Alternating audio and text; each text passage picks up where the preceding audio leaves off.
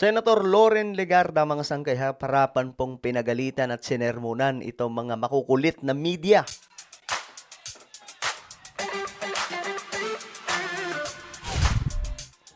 So yun nga po mga sangkay, may nakakatawang nangyari kasi nga po binoljak ni Loren Legarda, mga sangkay, itong mga reporter na makukulit. Mapapanood nyo po ito ngayon mga sangkay. Anyway, bago tayo magtuloy-tuloy sa ating pag-uusapan ngayon, sa mga hindi pa po dyan nakakapag-subscribe sa ating YouTube channel, makikita nyo po yung subscribe button sa baba ng video na to. I-click nyo lamang po yung subscribe, i-click ang bell, at i-click nyo po yung all. Sa mga nanonood po sa Facebook, i-follow nyo po yung ating Facebook page. Okay mga sangkay, ito nga po ang nangyari. Itong si Loren Legarda, tingnan nyo po, kinorner po ng sandamakmak na mga reporter. Ayan po mga sangkay. Kinorner po siya. At tinanong ng kung ano-ano patungkol po sa politika. Tingnan nyo po mga sangkay kung gaano kalapit na po sa pagmumukha niya yung mga reporter na ito. Kanya-kanya pong tutok eh. Ngayon, eto mga sangkay, dito na po na medyo na bad trip itong si Legarda. At sinermonan po itong mga media. Sayang nga medyo maiksito eh mga sangkay, pero pwede na. Okay, panoorin natin. Wala kong ideya, wala kaming pinag-uusapan pa. Okay. Tapusin po muna natin yung panunood na ito tapos saka natin po komentan mga sangkay, no? So, tinatanong siya dito about na naman po sa mga intriga patungkol po sa pagpapalit ng liderato sa Senate na ang papalit daw si Loren Legarda kaya tawag dito kay Tito Soto. Ngayon, ito, tingnan nyo po ang nangyari. Wala kong ideya, wala kaming pinag-uusapan pa. At don't worry, tatanong ko sa kanya yung katanungan. Tatanong ko muna, alam mo dito dapat ang ating informasyon ay first hand. But the Senate excited to have a headline. I know how you feel. Yes, ma'am. No, your question was the statement of the Senate President, right? Tito Soto. I have no idea. I have to ask him what he meant. Yun na muna siguro.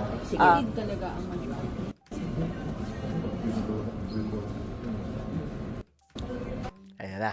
People come in and out of session. I was here the whole time. Bakit hindi nyo kino-cover yung aking 3-hour hearing on culture and the arts? Ba't hindi ganito kaigting ang inyong interest? On the establishment of the Department of Culture. That's my passion. Yeah. Bakit? Bakit? Bakit pag, sige. Oo. Bakit pag sa kultura o pati na rin sa climate change o pati na rin sa ekonomiya, hindi ka pag politika, that's your, bakit ganon? So, minsan tatanong, upo tayo, ba't ganon ang interest nyo? Puro lang politika. Ito pa ay makakapagbago ng guhit ng pinatahak ng ating bansa. Anyway, wag. Okay, doon sumabog si Loren Legarda. Hindi ko alam kung nag-gets nyo yung buong eksena mga sangkay. Dinut-dut siya po dito. Then, tingnan nyo po kung gaano kalapit mga sangkay itong mga reporter. At dito na po sumabog si... Ang kukulit kasi talaga ito. Panoorin ulit natin. Dito na mag-react na po tayo mga sangkay.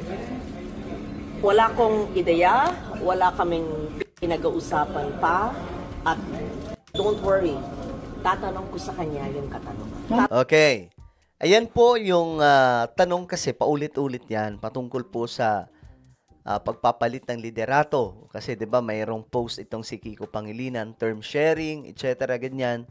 Actually, naisahan nga po doon mga sangkay yung mga nasa minority. Kasi ang minority, tinry nila mga sangkay na kunin itong si Loren Legarda. Pero ayon nga po di umano sa mga report, hindi pumayag. Ayon kay Senator Lacson, hindi nagpauto si Legarda, si Senator Loren. Ngayon, mga sangkay, ang nangyari, nagkaroon po ng chismis na magkakaroon ng term sharing, tinawag pa pong Madam President siya ni ni Mig Zubiri, no, doon sa Senado. Siya po ang nag-open ng session. So ngayon, sabi ng kumalat mga sangkay, ang susunod daw po na ito na, first time na magiging Senate President babae at si Loren Legarda daw po 'yon. Hindi naman pala talaga na totoo. Mga sangkay. Ngayon, itong media, kinukumpirma talaga ng kinukumpirma. Kinukulit si Loren Legarda. Ito ang nangyari. Tatanong ko muna, ay, ano mo dito dapat, ang ating informasyon ay first hand. But the Senate Excited to have a headline. I know how you feel. Kayo, sabi ni Loren Legarda, excited kayo sa headline. Alam ko ang pakiramdam na yan kasi minsan, syempre, reporter din po yan si Loren Legarda. Mga sangkay. Alam ko yung pakiramdam na yan. Ngayon, ito lang ang nangyari. Yes, ma'am. No, your question was the statement of the Senate President, Tito Soto. Yes. I have no idea. I have to ask him what he meant. Yun na muna siguro. talaga ang majority. Ito na ha. Makukulit ha, makukulit. Pakulit-ulit yung tanong. Ito na. Napangiti na po si Loren Legarda, hindi na po niya nagustuhan. People come in and out of session. I was here the whole time. Bakit hindi nyo kino-cover yung aking 3-hour hearing on culture and the arts? Oh. Sabi niya, bakit hindi nyo kino-cover yung hearing ko na may katuturan, kumbaga? Oh. Yung hearing niya na mayroong patutunguhan, makakatulong sa bayan, bakit hindi kino-cover nito mga media? O ngayon, dito na nag-umpisa yung panenermon ni Loren Legarda. Ba't hindi ganito kaigting ang inyong interest Kasi on the establishment of the Department of Culture? Bakit hindi ganun ka-interesado kayo sa hearing na gusto niya mangyari sa establishment ng Department of Culture? Ano sabi niya dito? Ito po ay gusto niya mangyari. On the establishment of the Department of Culture. That's my passion. Yeah. Bakit? Bakit? Bakit? Tinanong, bakit? Kasi ang gugulo niyo sa politika eh. Pagdating sa chismis ng politika, para kayong mga langaw na sumusunod sa nakaamoy lang ng andun silang lahat, para po silang mga bubuyog, doon sila lahat, uumpukan. O ngayon, mga sangkay, sinermonan, bakit ganon? Ba't wala kayo interes sa hearing na mayroong kapupulutan ang mga Pilipino? Bakit pag sige, oo. Bakit pag sa kultura o pati na rin sa climate change o pati na rin sa ekonomiya, hindi ka pag politika, that's your bakit ganon? So, minsan tatanong, upo tayo, ba't ganon ang interest nyo? Puro lang politika. Minsan, tatanong ko sa inyo, ayan, binoljak sila. Tatanong ko sa inyo, bakit ganon yung interest nyo? Puro lang politika. Di ba? Climate change, hindi nila kino-cover ng ganyang kadami. Di ba? Economy, or etc. Kung ano pang mga gustong mangyari o mga hearing na ginagawa ng Senado, bakit hindi ganun kainit? Pero pagdating sa politics, chismis sa politics, sobrang bibilis ng mga loko. Kaya hindi na po nakapagpigil si Senator Loren Legarda. Kasi nga po, yung baga napapansin na niya na, teka lang, bakit ganito kayo? Bakit ganun kayo kakukulit kapag politika, tapos dito sa mga gandang bagay, wala kayong planong sundan, hindi nyo kino-cover. 'Di ba? Ngayon, binoljak sila dito.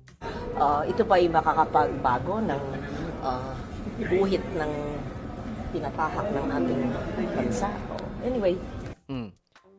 Itong politika daw ba, makakapagbago sa ginuguhit sa tinatahak o tinatakbo ng Pilipinas? Itong pagsunod-sunod po nila o pag-headline nila sa mga chismis ng mga politiko. Ang ganda din no? Alam nyo, mas okay din minsan na naninermon sa media kasi minsan nakakalimutan po talaga yan ng mga reporter. No, na ang goal nila is maisiwalat ang katotohanan at makatulong sa mga Pilipino. Marami pong mga dyan. Marami pong mga kailangan ibalita. Ako nga mga sangkay, hanggat maaari, sinisikap ko maghanap po talaga ng mga project, isikap po yung mga may katuturan ng mga content, mga sangkay, makita po natin. Pero, sa Pilipinas talaga, more on politics, di ba? Parang, umiikot lamang po yung media sa politika. Pero pagdating sa mga project, hindi nila pa ulit-ulit na pinopost, di ba? Ayan po, nabuljak itong mga reporter na ito. Anong inyong opinion, mga sangkay? Comment down below. Meron po tayong YouTube channel. Ito po ay Sangkay Revelation. Hanapin nyo po ito sa YouTube. Kapag nakita nyo na, i-click nyo po yung subscribe. I-click ang bell at i-click nyo po yung all. Ako na po ay magpapaalam. Mag-iingat pong lahat. God bless everyone.